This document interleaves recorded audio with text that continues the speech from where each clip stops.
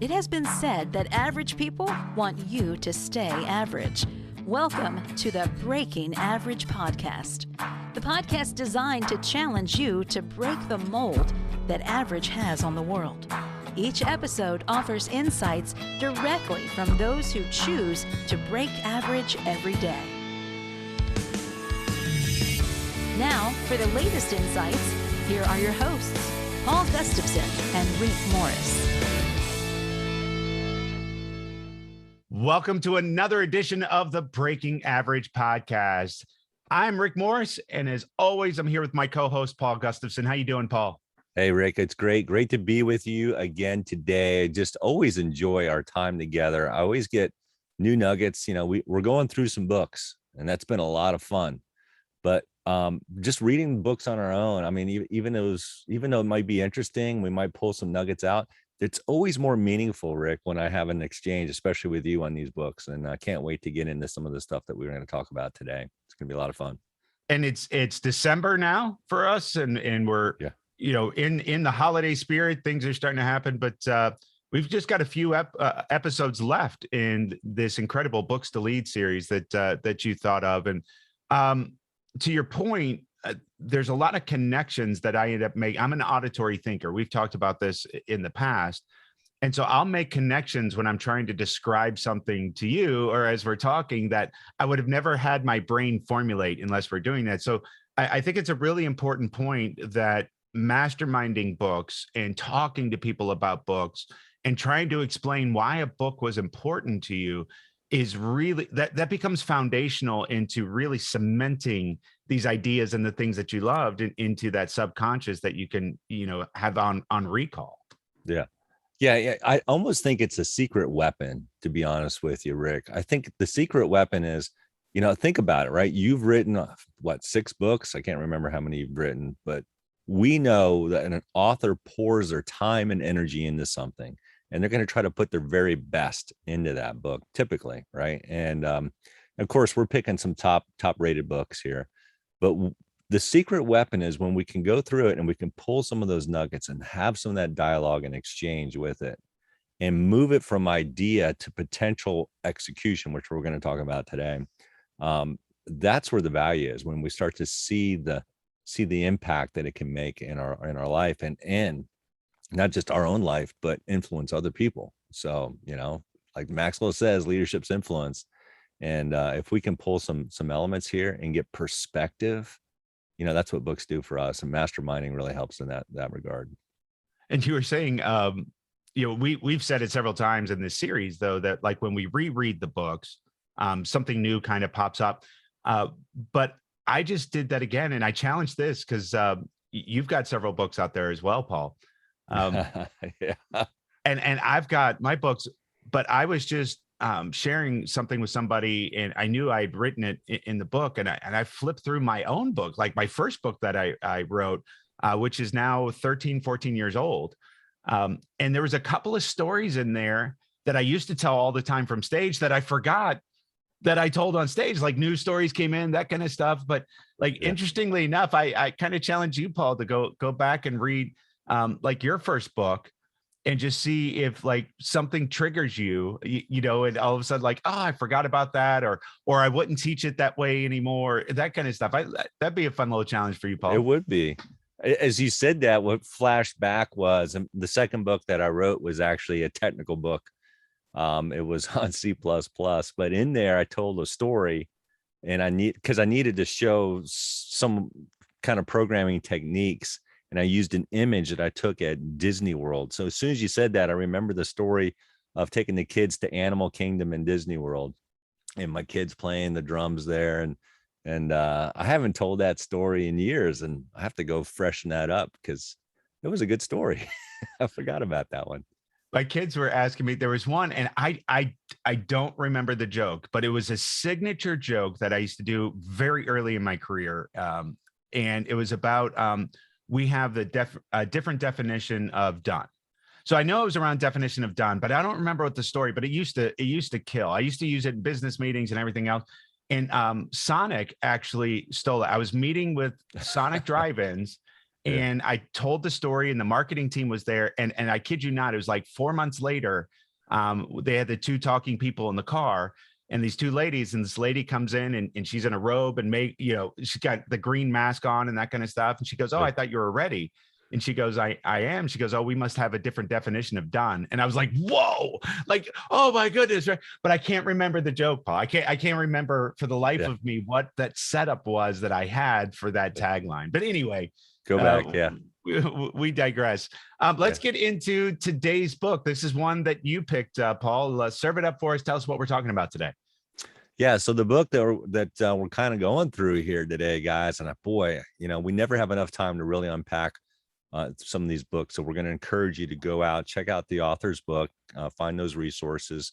We're going to do our very best to hit the high notes here today. But the book, Rick, that I really wanted to dive into was this book right here, The 4 Disciplines of Execution. And, what caught my attention way back when was the Covey name. It is not Stephen Covey. I guess it's his son. This book's been out for a while, so it meets our criteria. And it's not a clone of, the Covey books that you're familiar with, 7 highly effective habits of the 7 highly effective habits book that most people are familiar with, which is a book that we've already done in this podcast. But this one's really laid out nicely. It's got I think a fairly clear approach to something that's really important. And Rick, let me ask you a question. What's easier, strategy or execution? Strategy to me is always easier than execution. Yeah. I mean, and people go to school for strategy, right? MBAs, things of that sort. And what they talk about is, look, we've got some clarity on strategy. It's out there. But the problem and the struggle point that most individuals and teams have, and corporations, groups, whatever size you are, whatever size, the problem isn't strategy. The problem is execution. And what if you could solve some of your execution problems? And so this book here really kind of lays out, I think, a nice framework, at least for discussion. And I think we get caught up in strategy even after reading this book. At least I have. And going back and reviewing this book, Rick, for me, I was like, oh, execution. That's where it's at. I can come up with the best ideas in the world. I can come up with the greatest plan in the world, but it's still all about executing. And so that's what we get to talk about today, is the 4 disciplines of execution. And if you don't believe what we just said, that strategy is easier than execution, then you can use any sports analogy you want, because everybody has the same strategy to win the game. But then those players still have to execute against that strategy. So you can draw up the perfect play, and you've all watched your favorite team, that long bomb and it hits the guy right in the hands, but he drops the ball. I mean, that's the perfect analogy between strategy and execution. You still got to throw the ball. You still got to play the game. You still got to great strategy. And I watch so many organizations pick so many different strategic points. I actually had one that when they hired me to come in to help do some agile transformation, when I got there, there was 4 other consultant teams, all working on the latest kind of buzzword. But like they were trying to productize IT. They were also trying to implement something like this, like that we're going to talk about here, as well as do an agile transformation, as well as working on this new metrics dashboard. And I literally said, you guys need to pick a religion here. Like you gotta pick one of us and go all in and let everybody else go. Yeah. And go do that well. And then you can bring the next thing. I'm not saying all 4 things couldn't exist to each other. You just can't do all 4 things at the same time, which leads me to my very first point that I really loved in this book. When you focus, and if anybody's ever heard the term WIG, this is where it really started to come from, right? We've said it before, but it got really popularized with this book. But WIG being a wildly important goal. And one of the first rules that they talk about is that no team should set or focus on more than 2 WIGs at the same time. Loved that. Yeah, I love that. And let's kind of unpack that. This whole idea of WIGs, I thought was you think about it, right? So Collins talks about BHAGs, big, hairy, audacious goals. In the Agile community, we talk about user stories, right? And then when we create our Scrum board or a Kanban board, we know that we don't want to put too many things in the doing column. As big as our to-do list may be, our doing column should be really minimized. And they suggest 2 in this book when you think about it. I'm a fan of 3 or less, right? Like I'm only going to have 3 things in my doing column at one time. All right. Why? It helps me stay focused. Why? Because I get distracted. I love how they talk about in this book, the reason why execution is such a struggle. And they said the first reason is because the lack of clarity of the objective, right? When you don't have clarity of that objective, you're going to struggle. You're going to struggle. And they said that's probably the predominant reason. And the second one, which is a close second, is a lack of commitment. So let's get clear on what we need to get done, and let's get committed on what we're going to do. That's what this is. So the WIG, and there's, I like how their approach on creating WIG sessions and things like that, I think is good. So that's one of the 4 disciplines of execution that they talk about. So what are some of your strategies to do a WIG session? I'm not big on any of these. I don't care. And here's what I mean by that. It doesn't have to matter to me.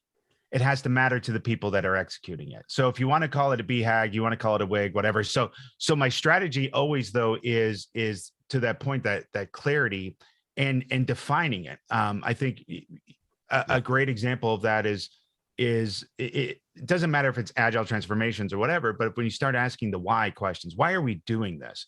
They said here that, if everything else remained the same, what's one thing, what's one area we could change to have the greatest impact? And to your point, they said that the level of engagement in creating the WIG should equal the level of commitment to achieving it. Yeah. So I really like that there was a 1-to-1 kind of thing. But to answer your question specifically, I love to kind of poke at people to make sure they understand what it is that they're saying. So for instance, I was with a company and they're like, well, we want more hits on the website. And I was like, really?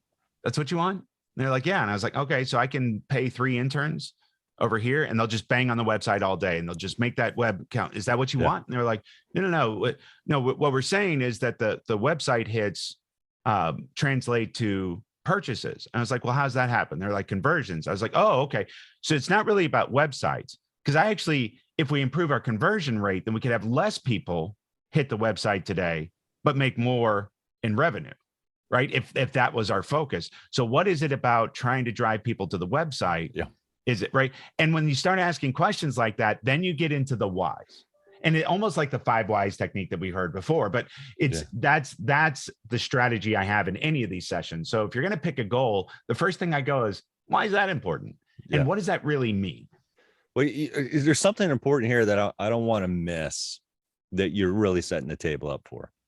Guys, we're pulling on one book, but the truth of it is that Rick and I realize that it's not about one book. It's about taking the framework of a book and realizing that there's some other techniques and things and experiences that we may have that can apply and support itself. So here's an example of that. So Rick, just to kind of pull that further, I love your website example, because it comes down to something you mentioned earlier, the why, right? Why is that important? And when you can ask that, and if it's the 5 W's or the 5 whys, whatever the technique is, I love that approach, right? So for me, as I go through this book, and for you may do it a little differently, and that's fine. And we're encouraging all our listeners or viewers to do this. As you go through this and you think about the WIGs, the wildly important goals, and they've got some good strategy, they give you strategy for execution, by the way, which is interesting. But here's the thing that I'm pulling in. I look at it, and I mentioned user stories a moment ago, Rick. Mm-hmm. And I love a user story because it tells me what is it that I want to accomplish and why. So the framework that I use personally now, and they don't talk about user stories in here, but really it maps to it perfectly. So I'll use a user story to say, okay, what is it that we need to do? All right. So if it's a web, we need more hits on the website. Okay. Why? So that we can generate more revenue, so that we can generate whatever it might be. That statement is one of the most important things that I'm going to have. I'm going to have 3 components to my user story. What, why? So it's the that statement, and who's going to benefit from it. What's the value in terms of it? It's always about relationships. Participation without fellowship, without that, is just a transaction. You have a great quote on transaction too. I don't have it off the top of my head, but feel free to share that. But I think it's important for us to identify our wildly important goals in the context of more bite-sized elements that we can go off and achieve, that attributes itself to some specific why and a potential who. Who is it? Who's going to get value from it? So thoughts on that? Yeah, first, every interaction is a transaction and somebody's buying, right? So that's the quote there.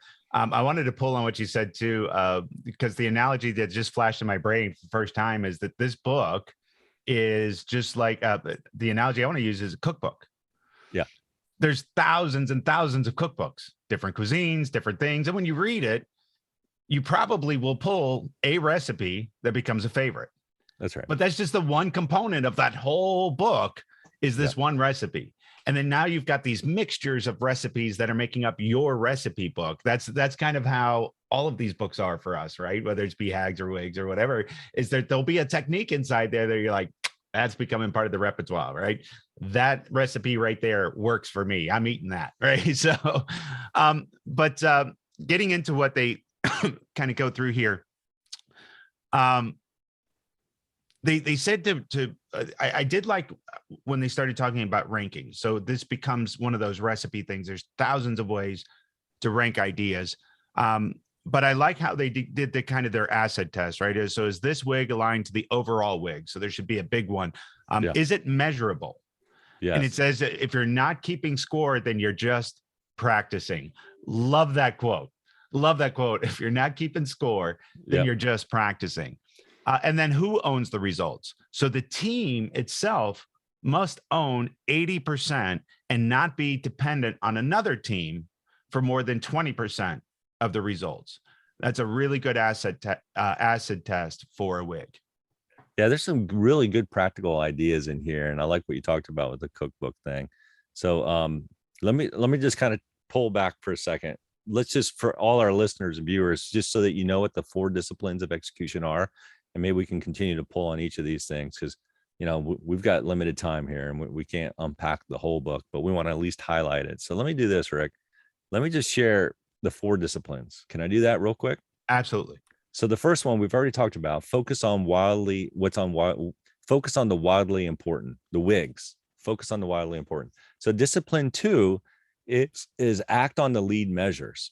And I want to get into this whole lead measures thing, because I think this to me was the breakthrough element, right? I understand the wildly important. It's good. It's a great chapter. It's a great section of the book. But that next bit, the difference between lead measures and lag measures, I really thought that was powerful for me. That's part of the cookbook that carried with me all those years ago. Discipline 3 is keep a compelling scorecard. That is really intriguing as well. So I can't wait to have a little bit of discussion on that. And then finally, discipline 4 is create a cadence of accountability. All right. So those are the 4 elements to it, guys.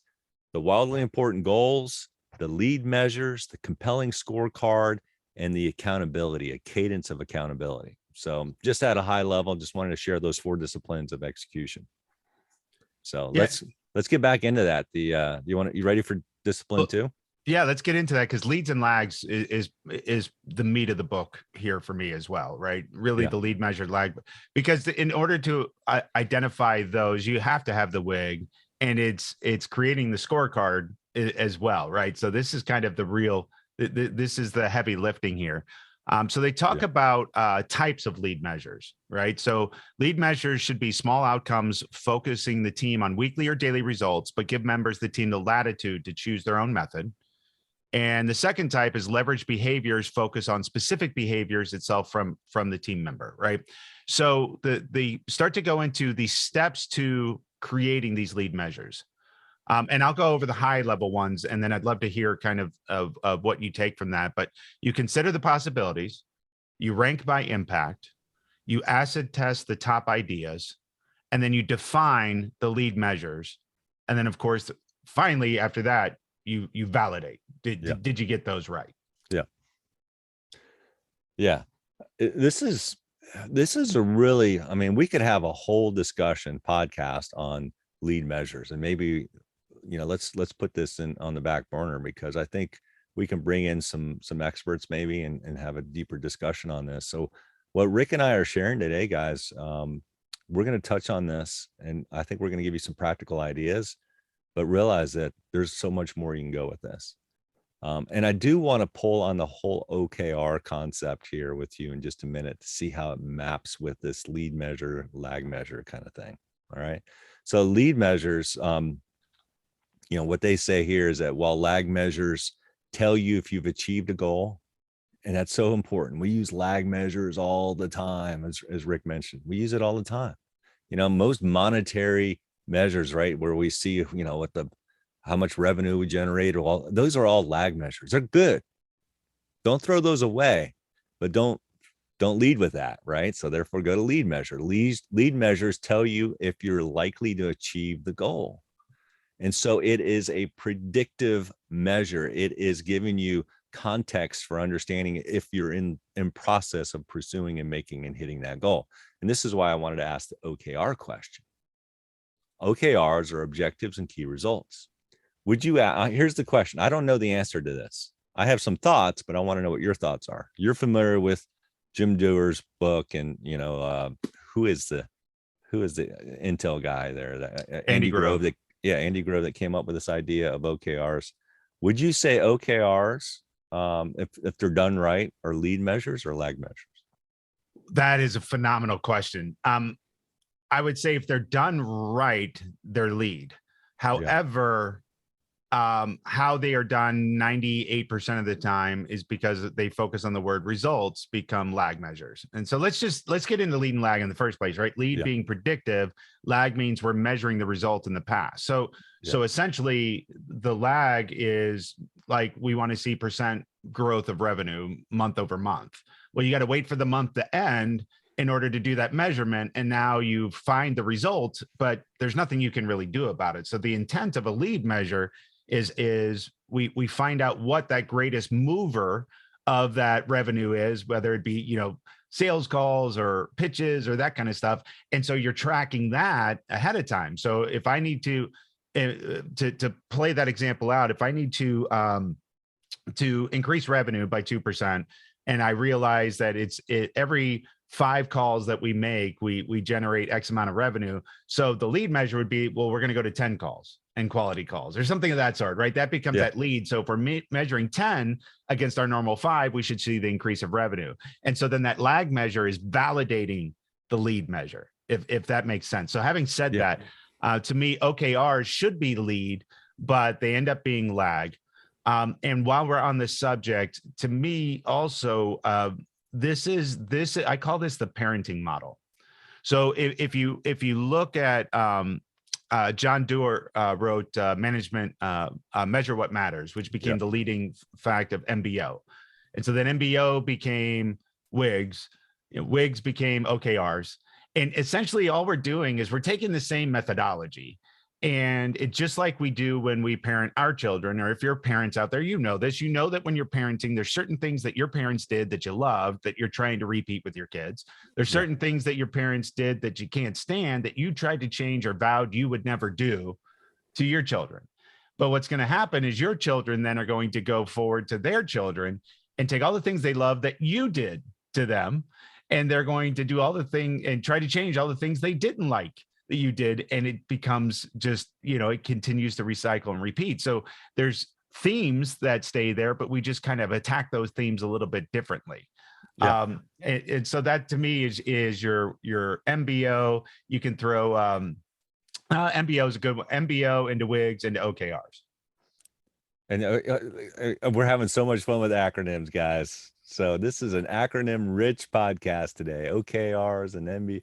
Oh, so many of them, right? So you also have KPIs too, right? KPIs, but KPIs are part of OKRs, right? So key performance indicators. But to me, key performance indicators was the predecessor to leads.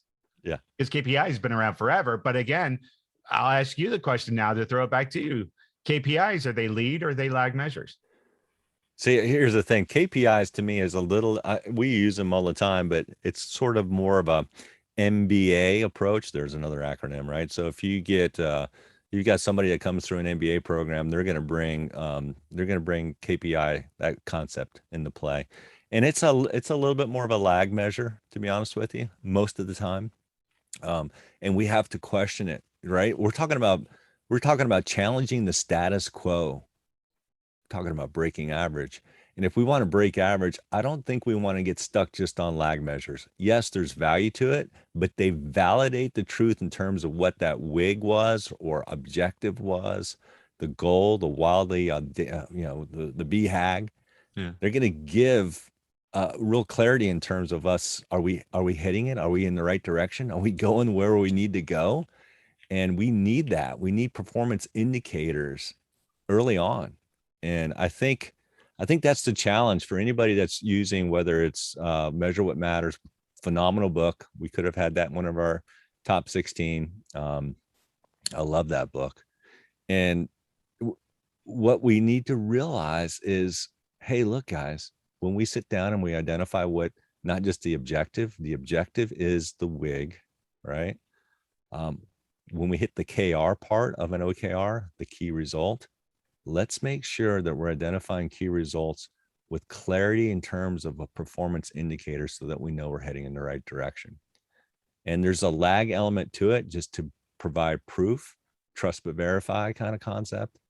But that's sort of where I'm at with it. You know, I totally, I'm kind of melding different approaches here, Agile and OKRs and the stuff that we talked about with Jim Collins' Good to Great, the stuff that we talked about with Sean Covey's dad, Stephen Covey's book with 7 Habits. So they all kind of flow together to me, and hopefully this provides some clarity for all our listeners and viewers out here. Make sure that you're defining measures that indicate you're heading in the right direction. So important. But those measures, Paul, So here's early in my career, I watched this happen, and it really had an impact for me in any of these types of discussions. But I was at Xerox. We were a very entrepreneurial branch. So you had principal consultants who were in charge of coming up with ideas, packaging that into a business plan, selling it to companies, and generating revenue. And then you had executive consultants who were assigned to principal consultants. So they would be, people who go implement. So Xerox was trying to drive kind of OKRs. It was more of an MBO kind of approach, management by objectives. And then they designed their comp plan around it as incentive. And it was really interesting to watch, because I don't know about everybody else, but when I receive a compensation plan that has OKRs, the first thing I'm going to do is figure out how I'm going to hit it. Yep. And design a strategy personally for myself, which I would assume is in line with the corporate goals, or they wouldn't be incenting me that way, right? So I get it. The first thing I do. And so it had nothing to do with billable hours. It had to do with total utilization of the executive consultants. I was like, oh, that's really cool. So I went out and just entrepreneur. I was just selling. So I became almost full-time salesperson. Barely really billed any hours. Any hours that we generated, gave to the executive consultants, utilized them. They came back and they were like, no, that's not working. So now your OKR is going to be 50% billable. So what do you think happens then, right? So now when I sell a deal, I just take hours off the top that I would normally give to the executive consultants and start billing those. But now I have fewer sales calls, that kind of stuff. And it was just, and then by the time we were done, this went through like 4 iterations, our comp plan. And it was the most complex thing that you ever saw in the end, because they realized that our behavior changed based on the compensation plan, and they hadn't really thought it through. So at first you have your most expensive resources not billing any hours. Then all of a sudden you've got less utilization on your team because your most expensive resources now billing hours, but not generating new ideas and new clients. And it just became a nightmare of them trying to manage it. And that made a huge impact on me in my career to coming back down to, what is it that we're measuring and why are we really trying to measure that? And it just made me develop a set of questions that really helped me when I got back out there as a consultant. Yeah, it's so good. I love that example. Another one that came to mind real quick is I tore my knee, ACL, years ago. I don't know if you've ever had any major. Yeah. Knees and ankles. Yeah. Yeah. And I had a great physical therapist, Scott. He didn't read this book, but he knew the strategy, and he knew how to really build a plan that we could execute too. So he asked me, first of all, what my goals were. He said, Paul, what do you want to do? I said, well, I want to play soccer again. I was a very competitive athlete. I want to play again. He goes, okay. Let's talk about that. Let's talk about a timeline. When do you want to get back into play? So he gave me some clarity, right? He asked me the questions to kind of plant a vision, a wildly important goal in my mind. Okay. He said, okay, that helps me. Now what we're going to do is map out how we're going to get there.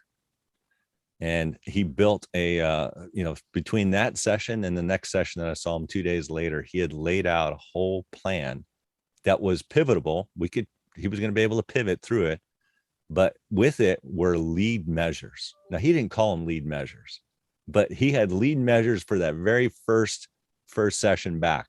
He says, okay, what we're going to accomplish today is I want you to get on this bike, and you've got to cycle around. At that point, I didn't have enough leg extension. I couldn't get my leg around. He said, here, all we're going to do is we're just going to see if we can cycle around. And it was painful, but it was a measure. Let's see what we can do. If we can just do one, that's great. Let's see how many we can do. If you can do one, that's fantastic. If you can do more, hey, even better. So I remember just trying to go through that, going forward, backward. All of a sudden, my leg just cycles all the way around, and woo, scar tissue broke, but it was good.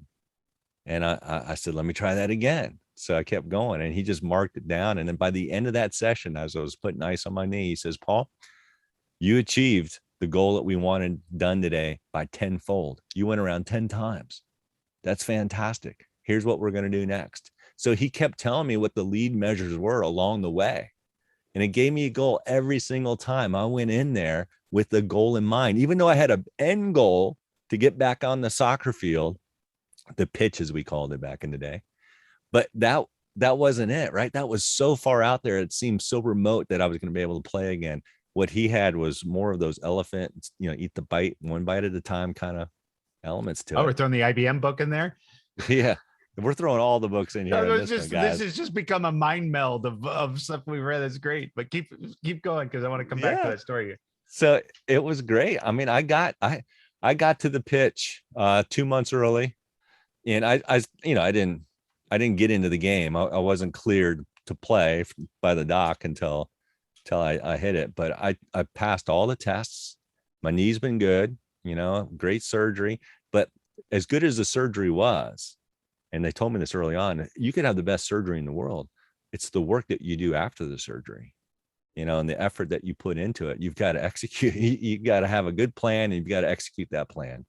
And that's what we did. And that's what I would recommend. I mean, that's just a sports analogy, but that's what I would recommend in business. If you're an entrepreneur, that's what I'd recommend as an entrepreneur. Lay that out. Lay out what your lead measures are, but create some opportunity. I want to talk about this just for a second. Don't be so hardcore to make it perfect, because that will just disrupt you and disappoint you, because you're not going to get it perfect. It's okay. Give yourself grace, but give yourself some okay, what I call OKRs.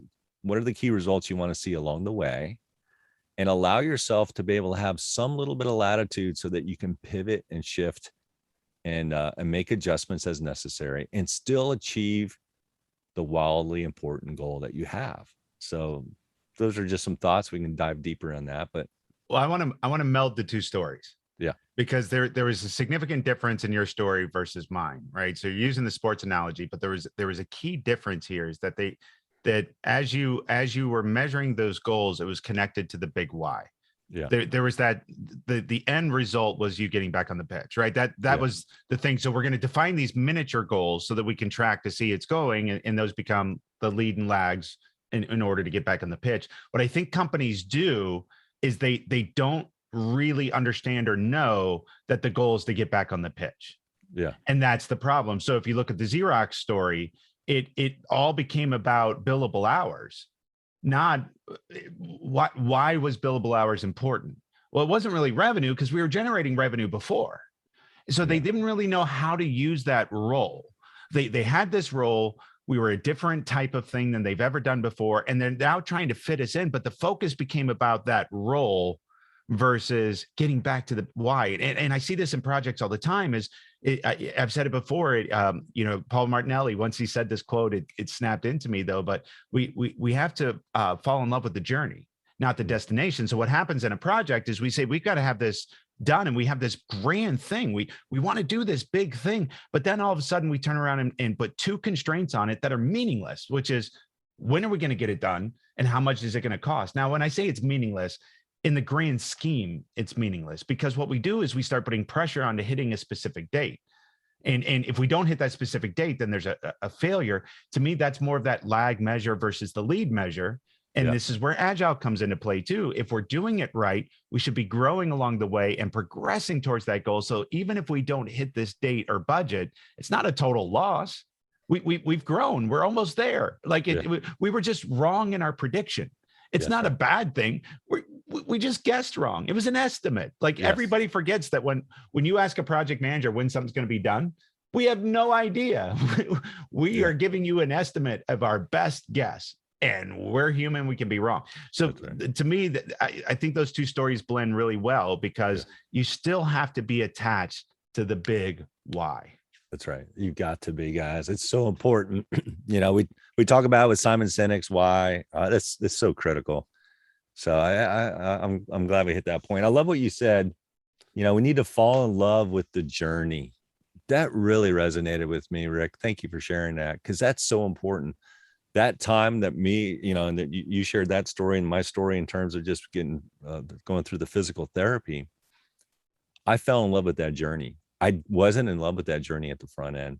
Let's be honest. I had knee surgery, pretty significant knee surgery. And that process of thinking through that and thinking about everything that I needed to do, what I call the fear of the process, it overwhelmed me. It wasn't until Scott sat down with me and kind of broke it down into smaller bite-sized bits. And we achieved something every single time we met. Every single time we achieved something. And there was joy in that journey. I actually love going to physical therapy. About 3 weeks in, I'm like, okay, let's just go. Because I'm making progress. I wanted to feel progress, see progress, and experience progress. And you can too. And part of that is falling in love with the journey. So important.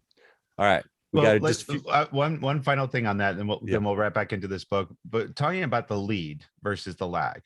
So if we bring it back to the weight loss journey, the lag measure is stepping on the scale.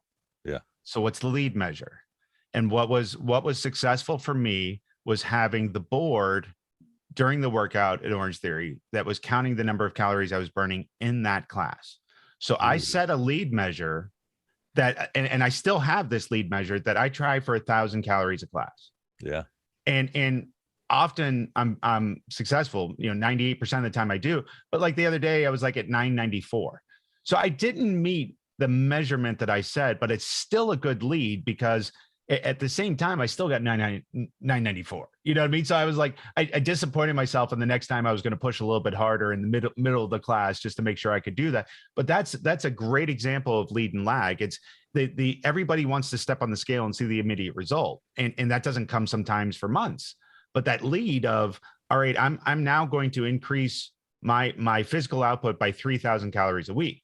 How am I going to do that? 1,000 calories a class in 3 classes.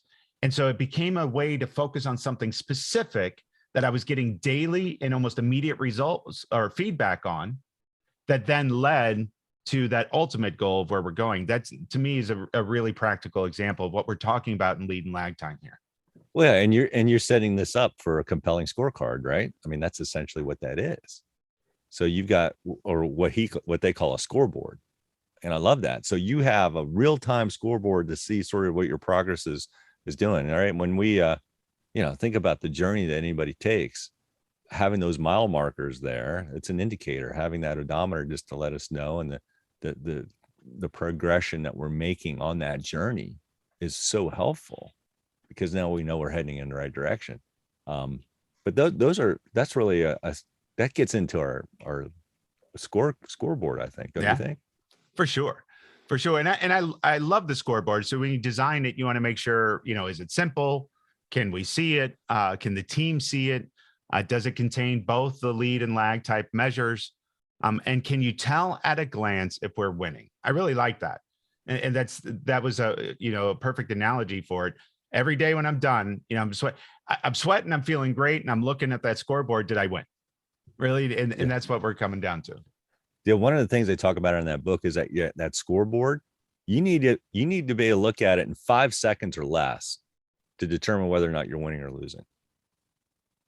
Right? That to me, I think, is an important element of a scoreboard. And you know what? And there's so many different rationales behind that. So just looking at my team of executives, I get one report that's 47 pages that is telling me all of these different measures, but I can't tell you after reading that, Paul, how we're doing.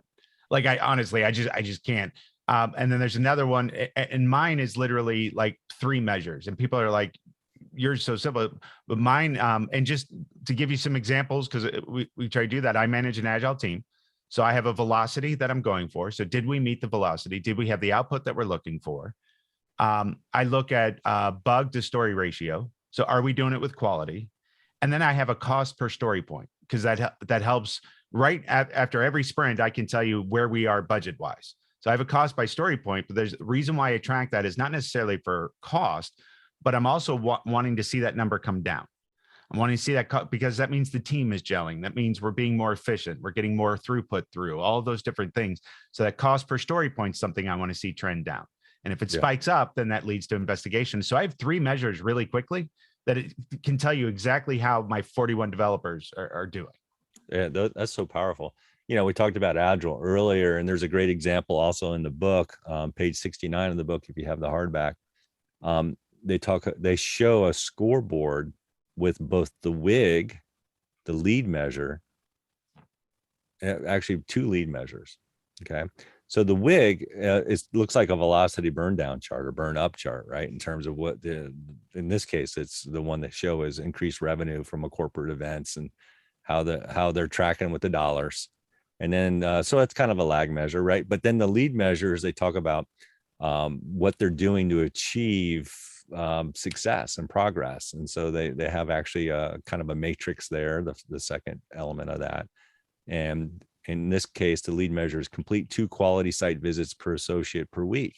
They know that if they're going to do site visits, they're going to have a greater chance of success. And then they have another lead measure that's more of a bar graph kind of thing.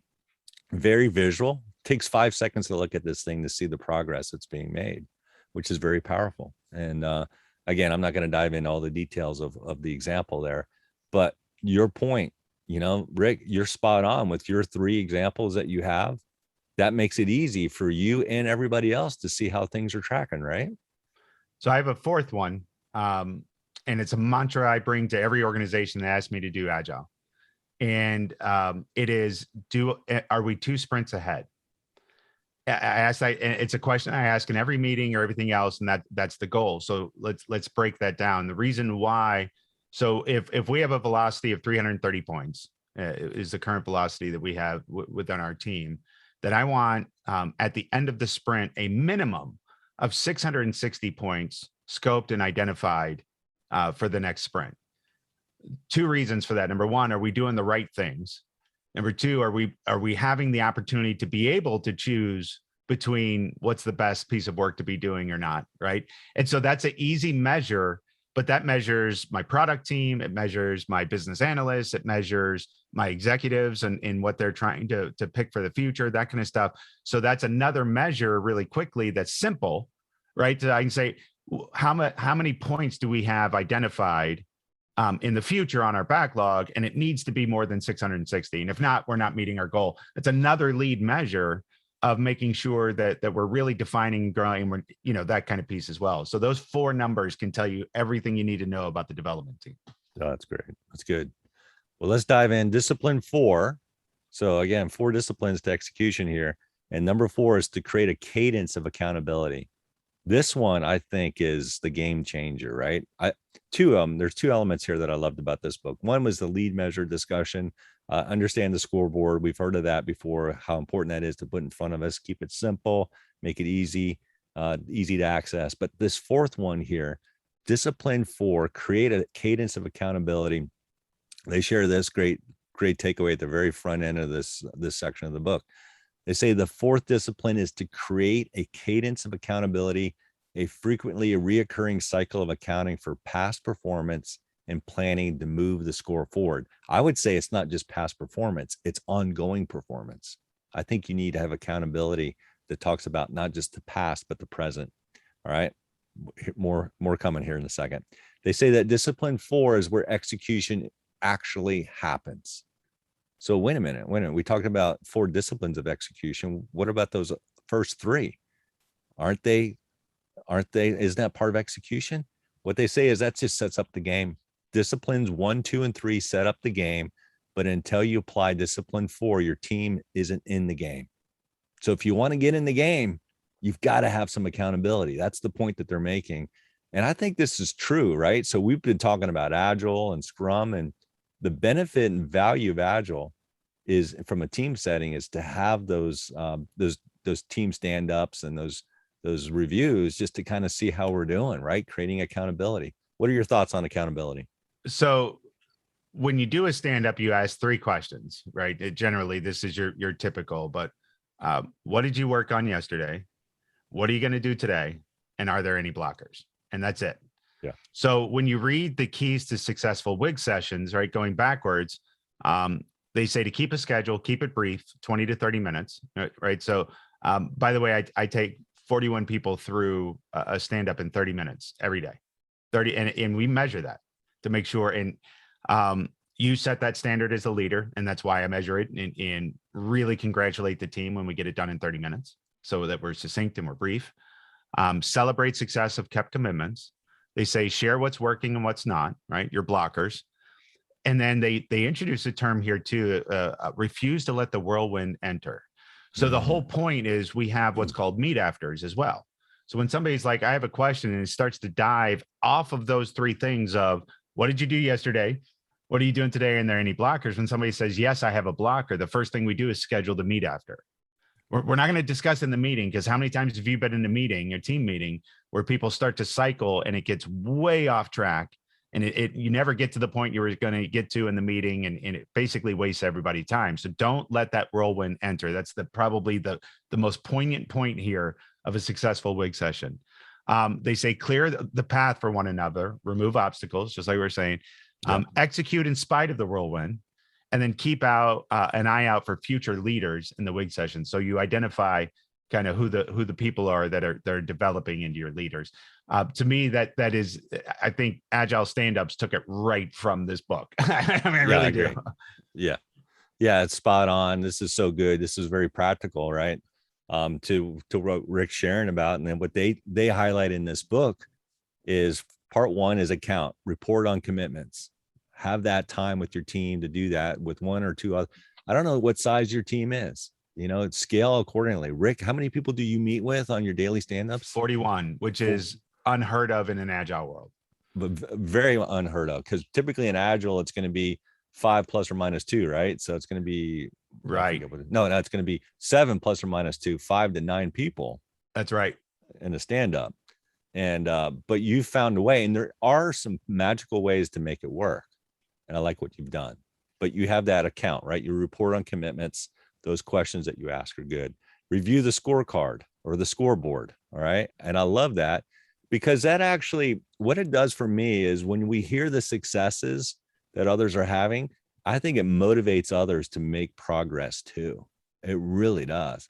And if you hear some of the struggles and the challenges, you call them blockers, we call them inhibitors, right? So when some of those are shared, it creates, I think, empathy with the team. Like, hey, look, I've been there. Here's some of the things you can create an environment, a culture of encouragement, which is really powerful.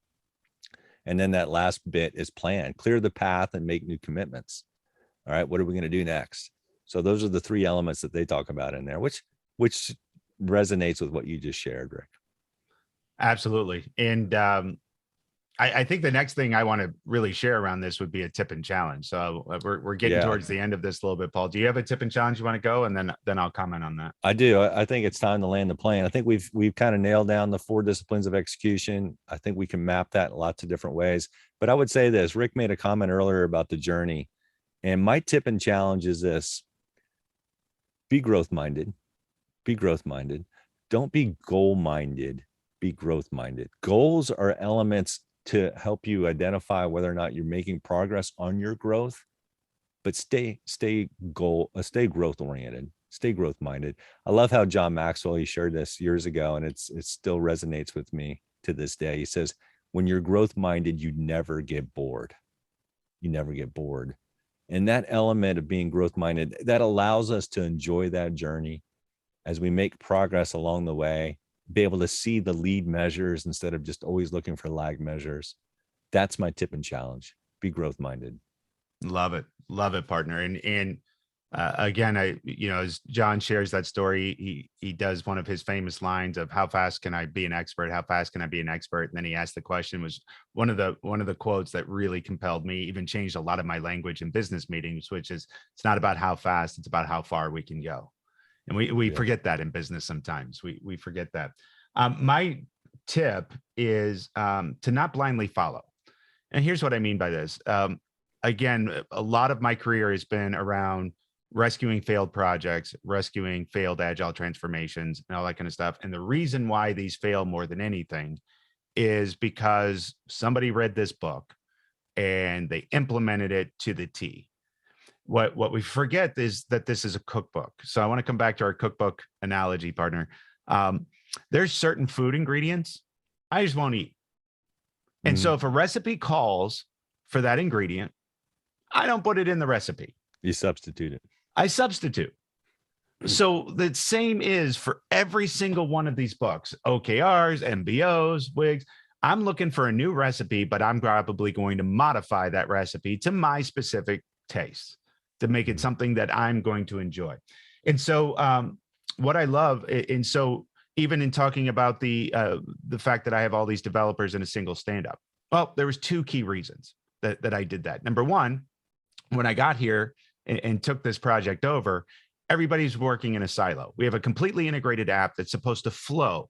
And so we had 4 really good pillars of features, but there was no flow between them. And they didn't even kind of look the same. They didn't feel the same. They didn't. And so everybody was working in silos. Nobody knew what the other person was working on. There was also infighting between the different teams, between the people who are getting the requirements down to QA. And so we made the decision that everybody, my designers are in there, my QA people are in there, my executives are in there, and we all give our updates because we are one company developing one app. And so, yeah, it's tough to do that. But now culturally, I can step away and they'll run it faster. I found out I'm the one that's bringing the meeting to 30 minutes, but I was gone for a week in training and they were running the stand-ups in 15, 20 minutes. I mean, it's just the thing. All those people, literally most people's updates are less than 30 seconds, but everybody knows what's going on. And we've built this really cohesive team by that decision. But if I followed the cookbook to the T, I would have 6 to 7 different stand-ups going on every day. And we would have 6 or 7 directions going off and all this stuff and these really good ideas and things that came out of doing it this way, like this shared code concept that the team baked up. I've never seen anything like it. It's beautiful. It's beautiful. Amazing. But it's because they're hearing what everybody else is doing. So that was a decision. And I'm telling you now, somebody's hearing that going, I'm going to go do that with my team. And my challenge is don't. My challenge is find the ingredient that you need to substitute to make it work for you, and then create the recipe that you need for success. That's my challenge, partner. Create your dish, guys. Create your dish. Powerful words, powerful thoughts. And, one of the things that came to mind as you shared that tip and challenge, Rick, is Creativity Inc., another book, which could have been in our that talks about that whole idea of collaboration, communication. It's so important when we talk about accountability and communication. Find ways to make that communication happen so that people are on the same page. That accountability is very powerful. It's encouraging. It doesn't have to be something that feels like another meeting, that's 2 hours long. Nope, you do it in 30 minutes and your team did it in 15. That's pretty cool. That's a check-in. So I love the check-in approach. Great tip and challenge. Guys, we encourage you to go to breakingaverage.com. Check us out. We've got resources there. We've got some fantastic podcasts, lots of good material there. And we'd love to hear from you. And we are gearing up for another season here in a short period of time. And we want to get your thoughts and ideas as we move forward in that direction. This has been fun with Books to Lead. We got a few more to go. Rick, I've really enjoyed this, man. I've enjoyed it as well, partner. And quite frankly, I know we use this as a framework, but this is kind of one of my favorite ones because really the goal is to generate conversation out of these books. So I really appreciated this conversation. And again, I'm inspired by our mission to continue to break average. So we will see you next week as we unpack another one of these amazing and phenomenal books. See you then. Thank you for listening to the Breaking Average podcast. If you loved what you heard, please take a moment to subscribe.